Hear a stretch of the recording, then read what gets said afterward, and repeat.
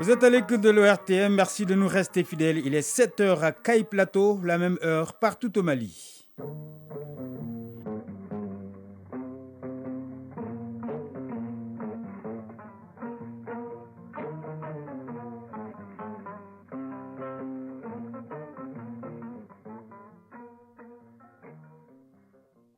Le journal Kodi Sibi.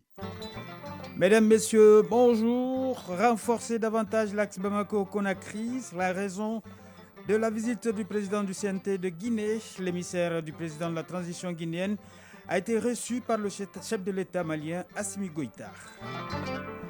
Développer la production et la transformation agroalimentaire pour atteindre les objectifs de développement durable, voilà à quoi s'attelle l'initiative Main dans la main.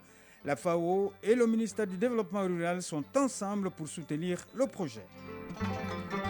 Nos clubs engagés en compétition africaine joueront leur rencontre aller au stade du 26 mars. L'AS Real affronte ce samedi Hearts of Oak du Ghana en Coupe de la Confédération. Le Djoliba Athletic Club de son côté jouera dimanche en Ligue des Champions contre le club algérien de CR Belouizdad. Enfin, la chronique du développement fait le focus aujourd'hui sur l'Agrivision Sahel, une structure d'accompagnement et de promotion en matière d'entrepreneuriat agricole. Le réseau accompagne chaque année environ 1500 jeunes porteurs de projets agricoles. Voilà pour le sommaire. Merci encore une fois de nous rejoindre. Carnet d'audience du président de transition. Le chef de l'État a reçu hier en audience le président du CNT de la Guinée en séjour dans notre pays, porteur des messages du président de la transition guinéenne, Dansa Kourouma, et sa délégation ont échangé avec le chef de l'État malien des voies et moyens à mettre en œuvre en vue de faire prospérer la coopération entre nos deux pays dans une synergie d'action. À sa sortie d'audience, le président du CNT guinéen s'exprime au micro de Alousseni Touré. D'abord, c'était pour transmettre à son Excellence, Monsieur le Président de la transition du Mali, les salutations fraternelles du Président de la transition de la Guinée, le colonel Mamadi Doumbouya, chef de l'État, mais à travers lui, les salutations de tout le peuple frère de Guinée, qui suit avec beaucoup d'admiration et de reconnaissance, mais aussi d'espoir, le travail de transformation sociale, politique et économique qui s'opère actuellement au Mali. Et l'histoire a fait et que ces deux peuples sont les mêmes peuples. La deuxième chose, la Guinée est rentrée aussi dans sa transition après le Mali. Comme Dieu sait faire les choses, comme nos destins sont liés, il se trouve aujourd'hui que nos deux pays sont en train de conjuguer les efforts pour résister à l'isolement, conjuguer les efforts pour mutualiser leurs chances de réussite, conjuguer les efforts pour créer l'espoir et donner la prospérité sociale et économique à nos deux peuples. La deuxième chose, c'était de faire part à Monsieur le Président de la transition les conditions qui ont été créées par le président du CNT du Mali pour accueillir la délégation guinéenne. La troisième chose, c'est de réaffirmer aussi à Son Excellence Monsieur le Président de la transition du Mali l'engagement du CNT de Guinée du Mali à soutenir leurs actions, c'est-à-dire les actions de nos deux présidents, les actions de nos deux gouvernements, pour contribuer de manière irréversible au changement des manières de faire, surtout les conditions d'exercice du pouvoir dans nos deux pays, maintenant, demain et pour toujours. Atelier d'information sur l'initiative Main dans la main au Centre international des conférences de Bamako. L'idée est de développer la production et la transformation agroalimentaire en vue de l'atteinte des objectifs de développement durable. C'est une initiative de la FAO et du ministère du Développement rural. Le compte-rendu de Valentin Roger Diallo. La FAO et le ministère du Développement rural mènent dans la main pour l'atteinte des objectifs de développement durable d'ici à l'horizon 2030. Main dans la main est une initiative de la FAO qui vise à accélérer la transformation agricole, gage d'un développement durable dans certains pays cibles dont le Mali, afin de réduire considérablement la pauvreté. Mohamedou Mansour Ndiaye, représentant de la FAO au Mali. C'est aussi une initiative basée sur la recherche de partenariat entre le gouvernement et les acteurs de développement au niveau national comme au niveau international. La rencontre d'aujourd'hui offre non seulement l'opportunité de présenter le travail important qui a été réalisé au Mali depuis le lancement de cette initiative, donner un aperçu du plan d'investissement qui a été développé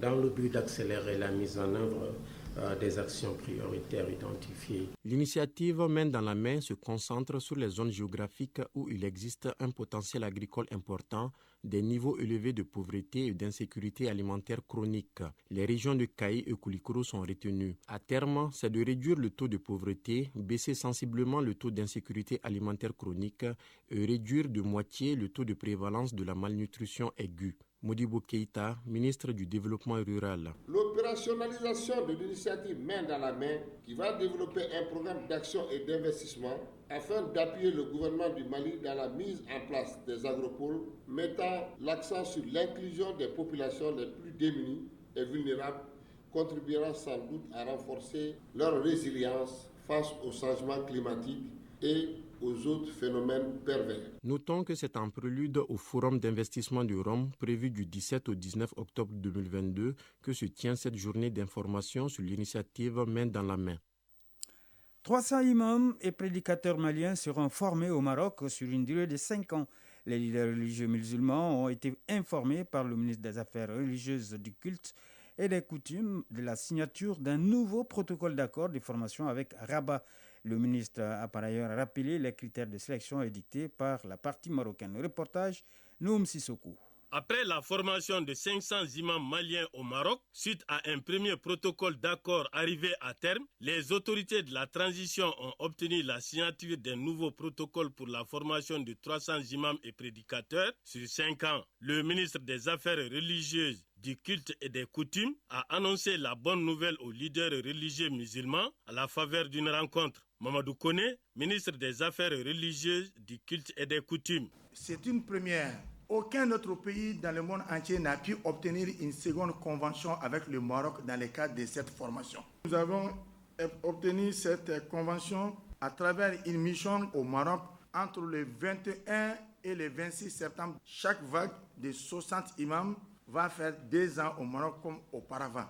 La sélection des candidats à cette formation débutera bientôt et prendra fin le 15 décembre prochain. Des critères sont tout de même fixés par le royaume chérifien. Mamadou Koné. La partie marocaine a exigé cette fois-ci qu'il faut qu'il y ait des femmes.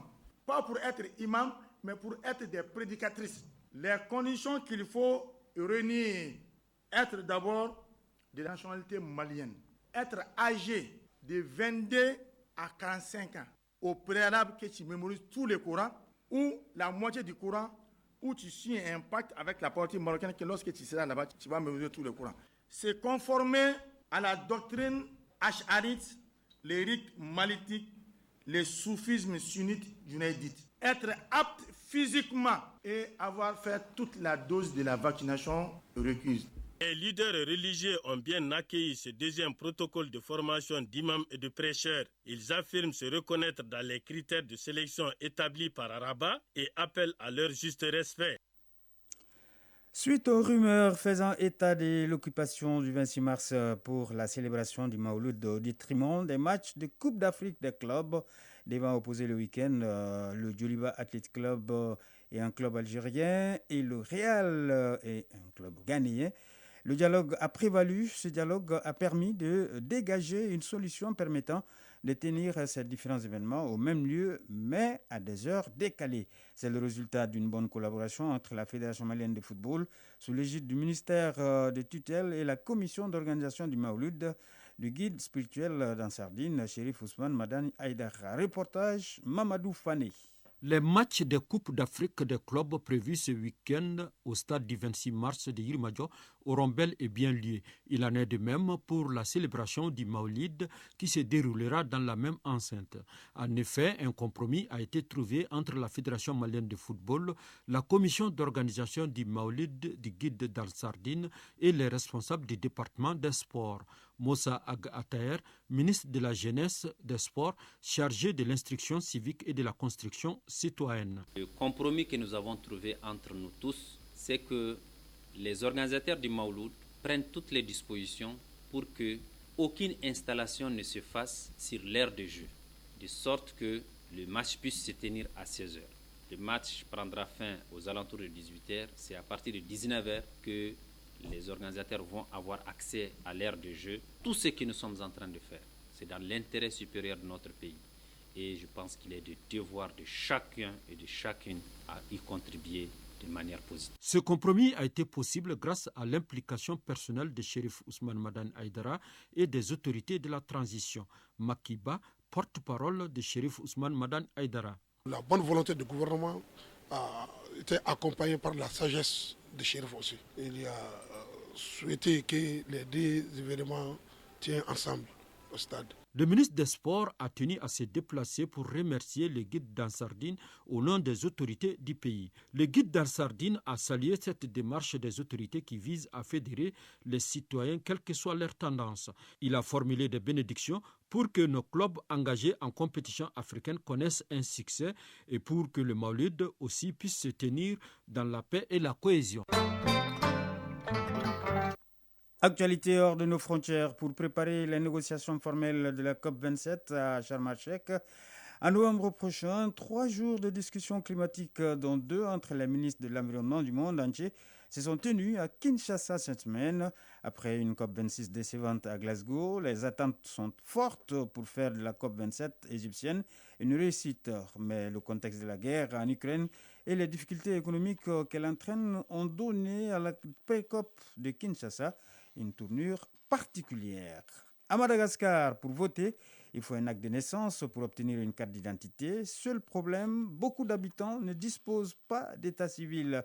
C'est pourquoi l'exécutif estime qu'il faut une campagne d'enregistrement et rétroactif de naissance pour 3 millions de personnes afin qu'elles puissent donc participer à l'élection présidentielle de 2023, une opération d'envergure qui suscite beaucoup de questions au sein de la société civile. Le Congrès du Pérou a interdit hier au président péruvien Pedro Castillo de voyager à Bruxelles, Londres, Rome et au Vatican, où il comptait se rendre pour des visites de travail la semaine prochaine. L'autorisation demandée par le président de gauche a été rejetée à une voix de majorité lors d'une session plénière à Lima, où se déroule actuellement l'Assemblée générale de l'Organisation des États américains, en présence du secrétaire d'État américain Anthony Blinken. Selon la loi péruvienne, le président doit recevoir l'autorisation du Congrès à chacun de ses déplacements à l'étranger. La page des sports, c'est tout de suite.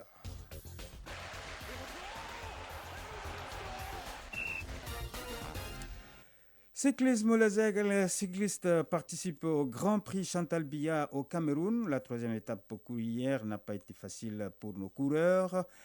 Basketball, les demi-finales de la Coupe du Mali en dames et messieurs se joueront demain dans la salle Salamatou Maïga. Et puis en football, les moins de 17 ans du Mali au tournoi UFOA jouent ce soir contre la Mauritanie en demi-finale. En ce qui concerne les compétitions africaines des clubs, on joue ce week-end en Ligue des Champions et en Coupe de la Confédération. Le résumé de l'actualité sportive est signé Isaac Tchenou. On commence par les compétitions africaines des clubs. Le dernier tour des éliminatoires de la Ligue des Champions démarre cet après-midi. Une seule rencontre est au programme. El Merreikh du Soudan affrontera El Ahly Tripoli. Le Djeliba de Bamako concerné par cette phase recevra au stade du 26 mars le 16 Belouizdad. Cette rencontre se jouera dimanche à partir de 16h. Déjà demain, 6 rencontres se joueront. Il s'agit bien de Young Africa El Hilal Omdurman, Kadiogo du Burkina Faso, AS Vita Club de RD Congo, la passe de Seychelles, Mamelodi Sundowns d'Afrique du Sud, Kara du Togo, JS Kabylie d'Algérie, et Nigerec, Raja de Casablanca, et Cape Town City, Petro Atlético d'Angola. Les 8 dernières rencontres se joueront dimanche. À l'issue des matchs aller et retour, les équipes vainqueurs seront qualifiées pour la phase de poule de Ligue des Champions. Les perdants joueront les barrages de la Coupe de la Confédération africaine de football. Parlant de cette coupe de la CAF, l'avant-dernière journée commence demain. 9 rencontres se joueront, parmi lesquelles l'opposition AS Bamako et Sofok du Ghana. Match prévu à 16h au stade du 26 mars. Une rencontre à suivre sur la radio nationale et son réseau synchronisé. Tournoi IFOA A des moins de 17 ans. Les demi-finales se joueront ce soir. À partir de 18h, la Sierra Leone affrontera le Sénégal. À 21h, le Mali aura affaire à la Mauritanie, pays organisateur. Les deux finalistes seront qualifiés pour la phase finale de la CAN des moins de 17 ans prévue en Algérie en 2023. Basketball, les demi-finales de la Coupe du Mali se joueront demain dans la salle Salamatou Maïga. Chez la dame, l'AS Real affrontera le Salman de Bako et l'AS Police jouera contre l'USFAS. En ce qui concerne les hommes, le Djoliba en découdra avec l'AS Mandé et le Salman de Bako croisera le fer avec Faso Kanou. Cyclisme pour terminer. Grand Prix Chantal Biya, la troisième étape a été courue hier sur une distance de 161,4 km. C'est la plus longue étape de ce Grand Prix. 12 équipes prennent part donc à cette compétition, parmi lesquelles les aigles cyclistes. Si les Maliens étaient réveillés lors de la deuxième étape, cette fois-ci, ils ont encore chuté comme lors de la première. Les aigles ont occupé respectivement les 43e, 45e, 54e, 55e et 57e places. Chronique du développement.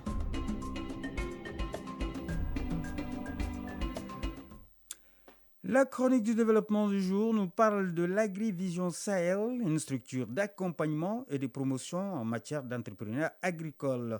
À titre d'exemple, le réseau accompagne chaque année environ 1500 jeunes porteurs de projets agricoles à travers le pays. La chronique du développement, une réalisation de Soumaïla Berté et Marc Dambélé. Le réseau Agrivision Sahel est un organisme évoluant dans les domaines de l'agriculture, de l'élevage et de la pêche. Il rassemble des agriculteurs, des entreprises, des organisations de la société civile, des instituts de recherche ainsi que des décideurs pour l'atteinte de la sécurité alimentaire. Il intervient dans 4 pays du Sahel, à savoir le Mali, le Burkina Faso, le Niger et le Tchad. Oudou Bengali est le coordinateur national du réseau. Le réseau Agrivision Sahel est un réseau créé au Mali depuis 2011. C'est un réseau qui est là pour le développement de l'entrepreneuriat agricole, l'agribusiness, à travers la promotion des chaînes de valeur agricoles. Nos missions, c'est comment faire en sorte que l'agriculture puisse être le moteur de développement du Mali et le Sahel en général. Notre vision, c'est que l'ensemble des acteurs puissent se développer et s'épanouir à travers ce qu'ils font en termes d'agriculture. Quand je parle d'agriculture, c'est toujours avec les grands A. Je vais parler de tout ce qui est maillon en lien avec la terre, les semences et les intrants, avec la production, le stockage et la conservation, aussi avec tout ce qui est nutrition et consommation. Se connecter, innover et évoluer, c'est l'approche préconisée par le réseau Agrivision Sahel. C'est dans ce cadre qu'il accompagne les porteurs de projets dans les secteurs des terres, des semences, la production, la transformation et la commercialisation. L'un des défis du réseau, comme c'est un réseau qui rassemble, quand vous prenez un problème aujourd'hui par rapport à l'accès aux semences agricoles, donc le réseau crée des conditions et des cadres de dialogue, d'échange entre les différents acteurs qui sont impliqués dans le développement de ces maillons. Par exemple, si la chaîne de valeur mangue a des problèmes pour accéder au marché ou encore des problèmes de variété ou de plants, automatiquement, on met l'ensemble de ces acteurs-là ensemble et discuter de ces problèmes-là et trouver ensemble des solutions. Et cela va permettre un développement depuis la base ensemble. Au lieu que chacun se développe de son côté, non, nous, on s'intéresse à ce que tout le monde puisse se développer ensemble et dans un cadre multi-acteurs d'apprentissage et de partage de connaissances. Au Mali, le réseau Agrivision Sahel intervient dans toutes les régions. Ses partenaires stratégiques sont les collectivités décentralisées. Le réseau accompagne par an des jeunes dans l'entrepreneuriat agricole de leur choix.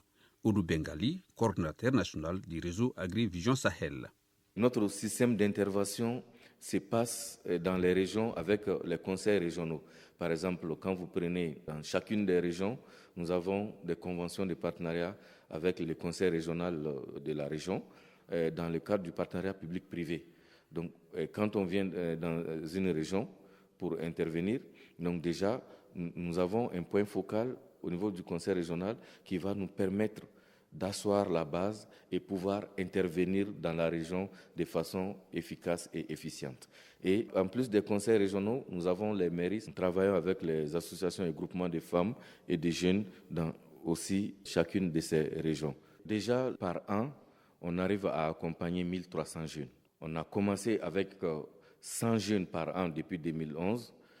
Aujourd'hui, nous sommes à 1500 jeunes depuis 2020 pour avoir un business plan, pour avoir une terre pour cultiver, pour commercialiser les productions, pour créer lui-même son entreprise. Enfin, toujours dans le cadre de ces activités, les réseaux AgriVision Sahel offrent des programmes de formation dans les domaines tels que l'agrobusiness et facilitent l'accès au financement des jeunes porteurs de projets. Voilà, c'est ce qui met fin à ce journal. La présentation Kodji Sibi, mise en onde de Mamadou Bedjalo. Merci au rédacteur en chef Brahma Traoré qui m'a aidé à préparer ce journal que vous pourrez retrouver sur www.ortm.ml et sur toutes nos plateformes digitales. Nous vous souhaitons de passer une excellente journée de vendredi en compagnie de nos programmes.